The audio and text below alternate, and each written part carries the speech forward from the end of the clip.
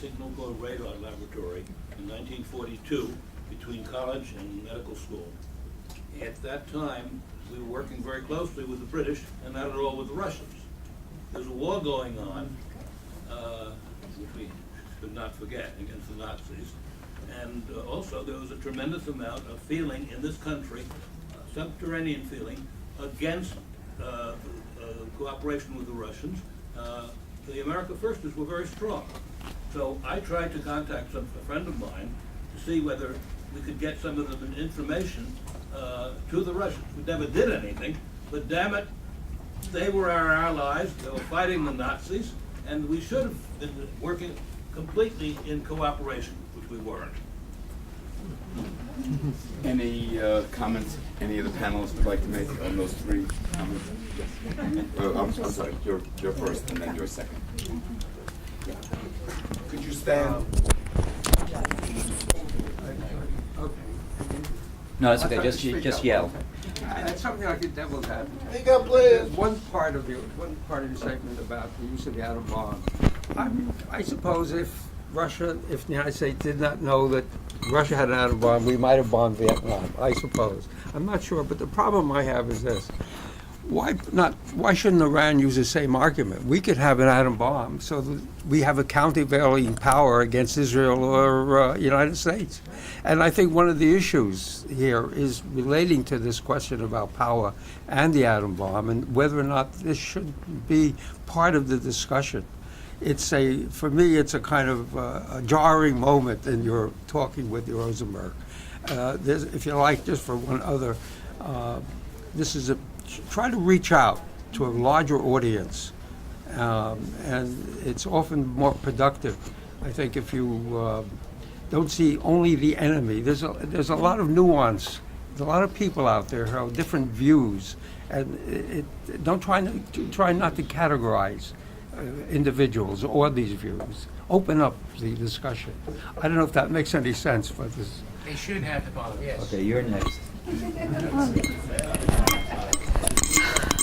First, I just want to say to both Robert and Michael, I just want to say to both Robert and Michael, thank you for your books, especially thank you for We Are Your Sons, because that book had a profound impact on me and my political identity.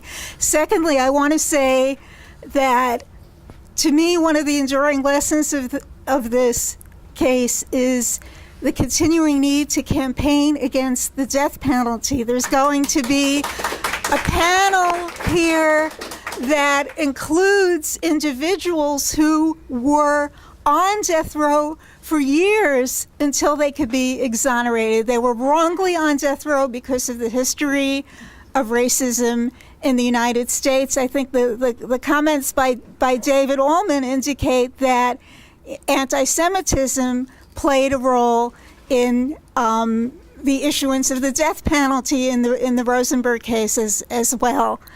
And okay, also I think it's very important. I completely agree that the CP mistakes about the nature of the Soviet Union were very understandable. Nevertheless, I also think it's important to put out a left critique of that Soviet paradigm, because I still encounter leftists who defend it, and I think it's problematic. I want to go back to the first question. Want to go back to the first question, and that is about. I mean, the fact of the matter is that when we start talking about Iran wanting the bomb so it can counter Israel, or Soviets getting the bomb so they can counter the United States, there's no one should have the bomb. That's the answer. No one should have the bomb, but it's wrong for one country to say we should have it and you can't. That's also true. No one should have the bomb, and the same is true with there being one superpower.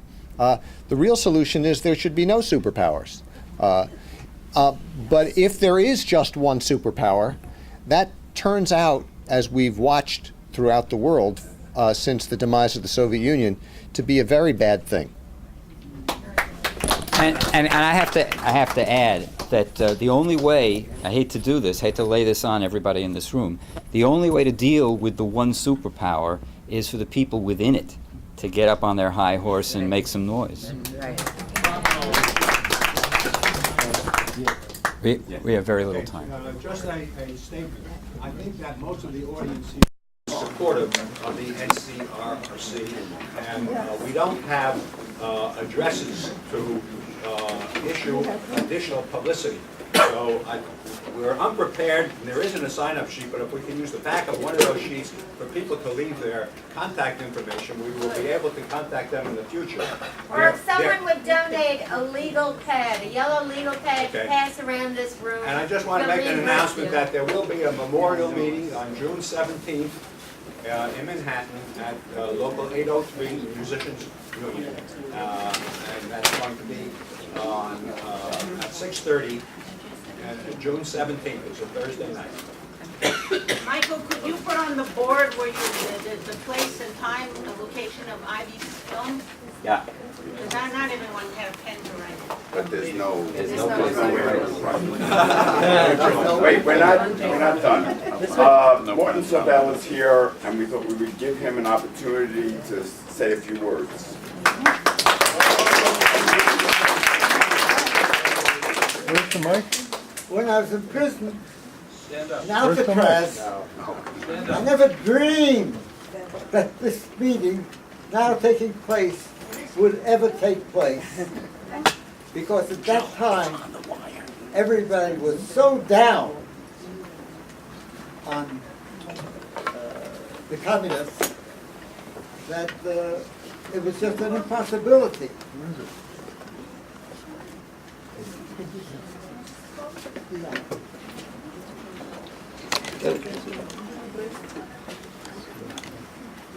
Sorry, I'm not functioning as well as I did when I was younger. Come in and shut the door. Excuse me. It's interesting to see that this case has survived all these years. And, I have nothing to do with it. Outsiders have taken it. And an example, of course, of what happens in a time like we experienced then. Because people today don't understand that period. And to understand that period, you have to take this case as an example. And when I helped the Soviet Union, remember, Germany was really the enemy. And the United States miscalculated. They thought Germany was going to attack the Soviet Union first. And the bet was that if Germany survived, then it was safe for capitalism. So the United States, in a sense, was guilty of providing Germany with, I don't know what information, but they were treating Germany as a friend when we, of the left at that time, knew that Germany was really the enemy. So you have to examine what was the relationship of the United States to Germany at that time, when it was fascist already, and what was the relationship of the United States to the Soviet Union, which was socialist at that time. And this is very important because it understands why the United States felt betrayed by people who helped the Soviet Union. I'm sure if somebody had done the same thing to help Germany, the government would not have been so aggressive in prosecuting them. This may sound difficult. No, it's true. I mean, Axis Sally only got... IBM got nothing. IBM got nothing, and they damn sure. So you have to take the period into account when you want to know why I acted as I did. I did not feel I was betraying the United States. Truly. Thank you, Morty.